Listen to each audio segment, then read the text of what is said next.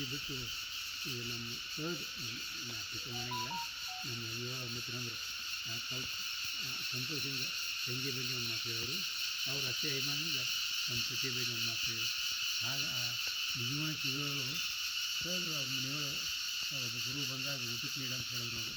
ಮತ್ತು ನನ್ನ ಪತ್ನಿಗೆ ಆಕೆ ಅವಸರ ಸ್ವಲ್ಪ ತಿಂಗಳ ಅನ್ನ ನೀಡಿದ್ವಿ. ಆಮೇಲೆ ಗುರುಗಳಿಗೆ ಏನು ನೀಡಿದ್ವಿ, ಇದು ನನಗೆ ಬಿಸಿದು ನನ್ನ ಗುರುಗಳಿಗೆ ಇಂಥ ನೀಡಿದೆ ಅಂತ ಅವರು ರೇಖೆ ಮನೆ ಬಿಟ್ಟರು. ಇಂಥ ಘಟನೆಗಳು ನಮ್ಮ ಇದು ಭಾಳಷ್ಟು ಬರ್ತಾವೆ ನಮ್ಮ ಇತಿಹಾಸದೊಳಗೆ.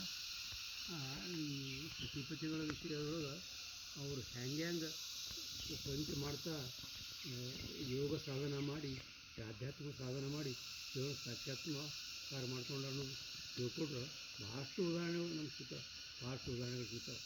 ಅದರೊಳಗೆ 12ನೇ ಶತಮಾನದೊಳಗೆ ನೀವು ಕೇಳಿರಬೇಕು, ಭಾಳ ಜನ ಶಿವಶರಣರು ಆಗಿ ಹೋದರು. ಕಲ್ಯಾಣ ಕ್ರಾಂತಿ ಆದ ನಂತರ ರಾಜ್ಯ ಅವ್ರಿಗೆ ನಿಂದ್ರಗೊಳ್ಳಿಲ್ಲ, ಅಲ್ಲಿ ಹೊರಗೆ ಹಾಕಿಬಿಟ್ಟ. ಅವರು ನಮ್ಮ ವಚನ ರಕ್ಷಣೆಗಾಗಿ ಮತ್ತು ಶರಣರ ರಕ್ಷಣೆಗಾಗಿ ಉಳಿವಿ ಕಡೆ ಶ್ರೀಶೈಲ ಕಡೆ ಈಗೆಲ್ಲ ಸೈನಿಕರ ಜೊತೆ ಯುದ್ಧ ಮಾಡ್ತಾ ಶರಣರ ಪ್ರಾಣವನ್ನು ರಕ್ಷಣೆ ಮಾಡಿದರು, ವಚನ ಸಾಹಿತ್ಯವನ್ನು ರಕ್ಷಣೆ ಮಾಡಿದರು.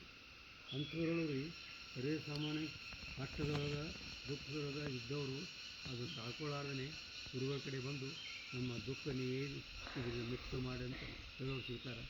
ಆದರೆ ಬಹುಪಾಲು ರಾಜರು ತಮ್ಮ ರಾಜ್ಯವನ್ನು ಬಿಟ್ಟು ಶರಣರ ಬೆನ್ನು ಹತ್ತಬೇಕಾಗಿದ್ದರೆ ಶರಣರಲ್ಲಿ ಎಂಥ ಧ್ಯೇಯ ದೂರವಿದ್ದು ಇವರು ಅರ್ಥ ಮಾಡ್ತಾರೆ. ಹೋಳಿಗೆ ಮಾರಯ್ಯ ಅವ್ರು ಹೇಳ್ತೀವಿ ಮಹಾದೇವಿ ಅಂತ ಹೇಳಿ ಕಾಶ್ಮೀರದ ರಾಜಾರಾಣಿಗಳು ಬಸವಣ್ಣ ಹೆಸರು ಕೇಳಿ ಅವ್ರು ರಾಜ್ಯ ಬಿಟ್ಟು ಕಲ್ಯಾಣಕ್ಕೆ ಬಂದರು.